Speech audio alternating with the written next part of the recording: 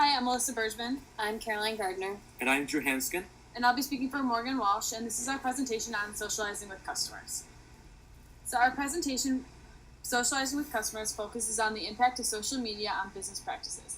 Social media creates an interconnectedness of people. The increasing social media presence builds communities that have a strong impact on e-commerce. Our presentation focuses on the impact of e-commerce on business transactions, the opportunities open from this use of social media, and the generational differences in the effectiveness of social media. So our methodology, when we were researching our topic, socializing with customers, we used a combination of scholarly article research, review of case studies, and statistical analysis. Our three research questions that we're exploring throughout our presentation are: how does e-commerce affect business transactions? How has social media impacted sales, and what opportunities are opened because of social media? And is the impact of social media and social networking different for older generations? So a couple quick statistics that we found throughout our research.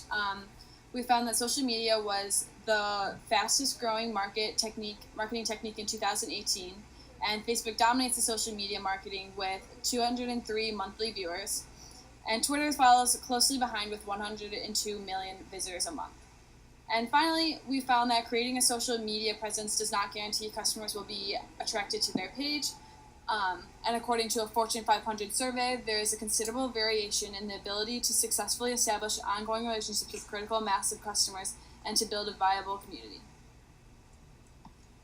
So our key takeaways from our statistics were businesses with a social media presence open their brand to a community. However, social media presence does not guarantee success within the community. Companies must engage with their followers. And finally, businesses can achieve success in different ways depending on the platform that they use.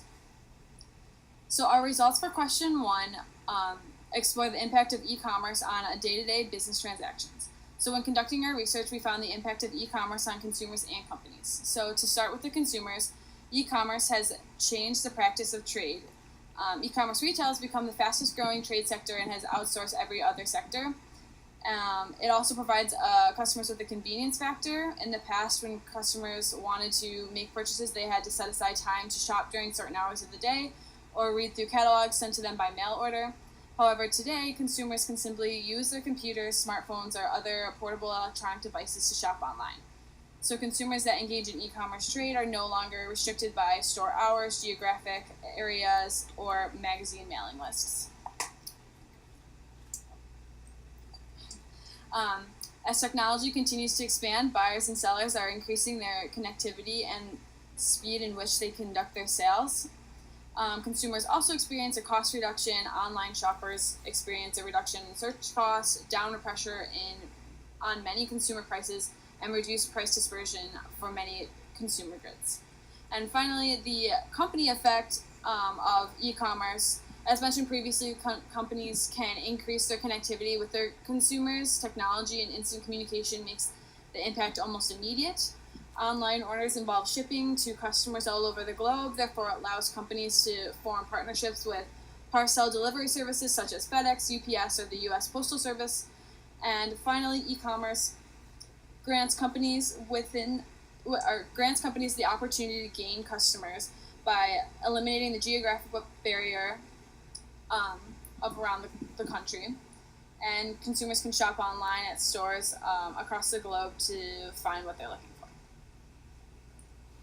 So our second question was how does social media provide companies with several opportunities?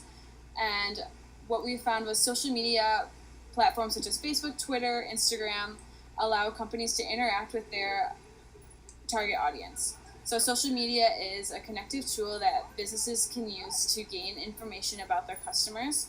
It enables business owners to discover how their business is perceived by their customers. It also allows them to gain information on their competitors.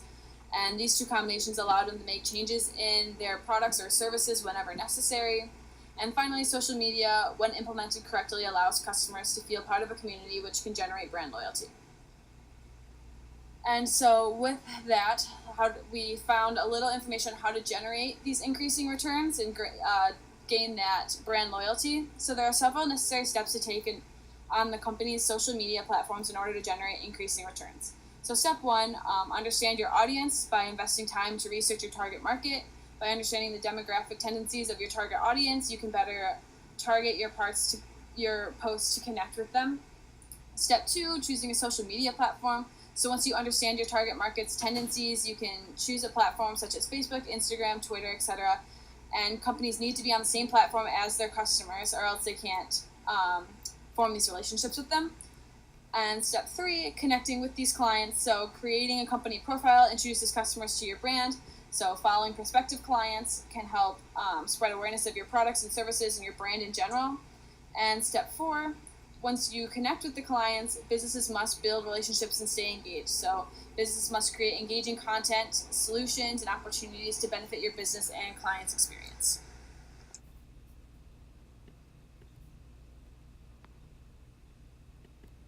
Older adults across the U.S. are adjusting to advancing technology. According to a May 2017 study conducted by the Pew Research Center, 67% of adults aged 65 and older in the U.S. were active online users in 2016, a big jump from 2000 when only 14% of seniors claimed to be internet users. Connecting with friends and family members is one way the internet positively impacts the lives of older adults. The adoption of social media among older adults also has its downsides, including distraction. The distracting effects of technology are often associated with young people. However, people of any age can be affected. Although email continues to be a primary way that older users can maintain contact, many users now rely on social network platforms to help in their daily communications, sharing links, photos, videos, news, and status updates with a growing network of contacts. Social media is somewhat more prevalent among older users who have high-speed connections at home. Social networking users are more likely to reconnect with people from the past, and these renewed connections can provide a powerful support network when people near retirement or embark on a new career.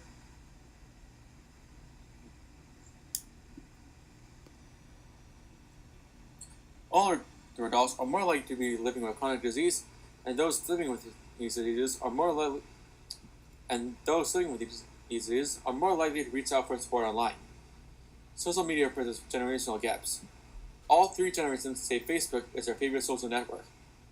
Only 24.5% of baby boomers follow brands on social media, compared to 48.6% of millennials and 48.8% of Gen X. Millennials follow brands for entertainment and information. Gen X follows for contests, deals, and promotions. Baby boomers want a mix of deals, promotions, and information. Millennials are most likely to follow a business because of a bad experience or they found a brand's social marketing annoying. Gen Xers are more likely than other generations who follow a business if it offends them or opposes their personal beliefs. Baby boomers are primarily follow brands because they get too much spam or too many irrelevant posts. Across generations, 62% say they're likely or somewhat likely to purchase from a brand they follow on social media. Say 1% they're more likely to purchase after having a positive interaction with a brand on social media. The graph shows the percent of U.S. adults who use at least one social media site by age, with an increasing usage across all age groups throughout the years.